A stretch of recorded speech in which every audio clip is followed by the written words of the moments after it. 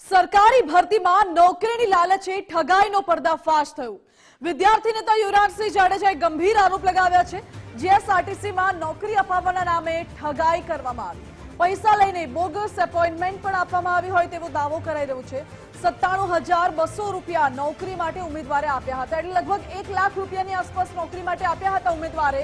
નિલેશ મકવાણા, આશીષ ક્રિશ્ચિયને પૈસા લીધા હતા અને 45 કરતા વધુ લોકો સાથે પૈસા લઈને ઠગાઈ કરવામાં આવી। આ તમામ આરોપો યુવરાજસિંહે લગાવ્યા છે। આગળ કહ્યું છે કે વોટ્સએપમાં પૈસાની લેતી દેતીના પુરાવા પણ અમારી પાસે છે। ખોખરા પોલીસ સ્ટેશનમાં ફરિયાદ બાદ કાર્યવાહી પણ નથી થઈ। આરોપી વિરુદ્ધ તમામ પુરાવા છે, છતાં પણ એફઆઈઆર દાખલ કરવામાં નથી આવતી। યોગ્ય અને નિષ્પક્ષ તપાસ થાય તો મસમોટું કૌભાંડ બહાર આવે તેવી પણ શક્યતા છે।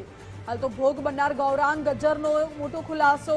આશીષ ક્રિશ્ચિયને મને નિલેશ મકવાણાનો સંપર્ક કરાવ્યો હતો અને ઉપરથી નીચે સુધી સેટિંગ થયું હોય તેવી લાલચ આપી હતી। સંપૂર્ણ નોકરીની ગેરંટી આપી હતી અને મારી પાસેથી લગભગ અંદાજિત 1 લાખ રૂપિયા જેટલા લેવામાં પણ આવ્યા હતા તેવું ગૌરાંગ ગજ્જરે આરોપ લગાવ્યો છે।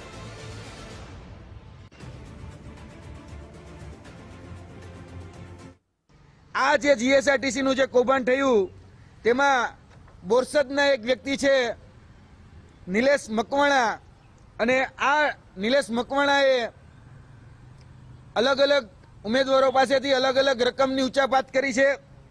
મારી સાથે જે સાથી બેઠા છે ગૌરાંગભાઈ, એમની સાથે પણ 97,200 રૂપિયાની ઠગાઈ કરવામાં આવી છે, છેતરપિંડી કરવામાં આવી છે। જીએસઆરટીસીમાં ભરતી આપવાના નામે આ ઠગાઈ કરવામાં આવી છે અને આ નિલેશભાઈ મકવાણા સુધી પહોંચાડનાર જે વ્યક્તિ છે એ છે આશીષ ક્રિશ્ચિયન, જે પોતે કોમ્પ્યુટર રિપેરિંગનું કામકાજને કરતા હતા અને ગૌરાંગભાઈ સહિત બીજા અન્ય ઘણા લોકોને કહેવામાં આવ્યું કે આપણી જીએસઆરટીસીની અંદર ખૂબ મોટી ઓળખાણ છે, તમને કંડક્ટરમાં, મિકેનિકલમાં કે અલગ અલગ જે નોકરીઓ છે જીએસઆરટીસીની એમાં તમને સેટિંગથી સેટ કરી દઈશું। આશીષ ક્રિશ્ચિયન નામનો જે વ્યક્તિ છે જે કોમ્પ્યુટર રિપેરિંગનું કામ કરે છે, એણે મને એવું કહેલું કે ભાઈ છે ને તમે સરકારમાં નોકરી જોઈતી હોય તો મારા મિત્રને ખૂબ સારી ઓળખાણ છે અને એ બધાને આવી રીતે પૈસાથી નોકરી લગાવી આપશે। અને એમાં જો મેં ત્યારે એને પ્રશ્ન કર્યો હતો કે ભાઈ આમાં ઉંમર કેટલી છે એમ, તો સામાન્યમાં કોઈ પણ સરકારી ભરતીમાં છે ને ઉંમર 35 વર્ષથી વધારે હોતી નથી। તો મેં કીધું કે મારી ઉંમર તો 40 વર્ષની ઉપર છે, તેમ છતાં તમે મને કઈ રીતે લગાવી આપો? તો કે ઉપરથી નીચે સુધી બધે પૈસાથી સેટિંગ થાય છે અને સંપૂર્ણ જવાબદારી મારી છે। હું તમને આપણે પૈસાનો વ્યવહાર કરશું ને એટલે તમારો નોકરી 100% સેટ થઈ જશે। મેં કીધું ભાઈ આમાં છે ને આ વસ્તુ ખોટી છે, આવું રોજે રોજ કૌભાંડ બને છે અને અવારનવાર જાહેરાત આવે છે અને સરકાર પણ જાહેરાત કરે જ છે કે ભાઈ આની અંદર આવા લેબાગુ તત્વોમાં ફસાવવું નહીં, પરંતુ સામેવાળા વ્યક્તિએ ખોટી રીતે મારું માઇન્ડ વોશ કરીને અને મને સંપૂર્ણ ગેરંટી આપી હતી। પાંચ મુદ્દે વધુ જાણકારી સાથે જોડાયા છે સંવાદદાતા નિકુંજ જાની। નિકુંજ, વધુ એક સરકારી ભરતીમાં ગેરરીતિના આરોપ લાગી રહ્યા છે।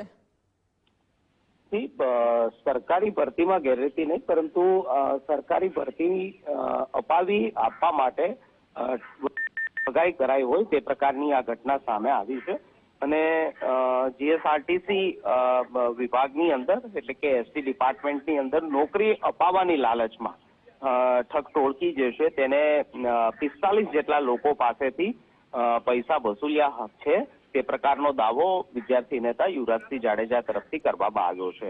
ન માત્ર પૈસા લીધા, પરંતુ જીએસઆરટીસી ના નામના ખોટા letter pad, bogus appointment letter પણ આ જે પણ ભોગ બનનાર છે તેમને આપવામાં આવ્યા।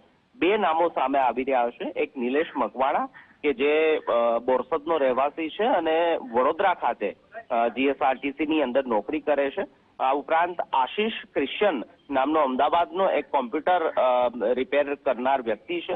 આ 2 વ્યક્તિએ આ સમગ્ર કૌભાંડ જે છે, ઠગાઈ જે છે તે 45 લોકો સાથે કરી હોય તે પ્રકારનો દાવો કરાઈ રહ્યો છે ને અમદાવાદના ખોખરા પોલીસ સ્ટેશન સહિતના વિસ્તારોની અંદર આ અંગે ફરિયાદ કરવામાં આવી છે, પરંતુ ફરિયાદ નથી લેવાઈ તે પ્રકારનો ભોગ બનનાર વ્યક્તિ અને વિદ્યાર્થી નેતા યુવરાજસિંહ જાડેજાનો દાવો છે અને તેમનો દાવો છે કે જીએસઆરટીસીની અંદર નોકરી અપાવવાની લાલચના આધારે 45 જેટલા લોકો જે છે તેમની પાસેથી અલગ અલગ માધ્યમથી ઓનલાઈન કેશ સહિતના માધ્યમથી પૈસા જે છે તે વસૂલવામાં આવ્યા છે.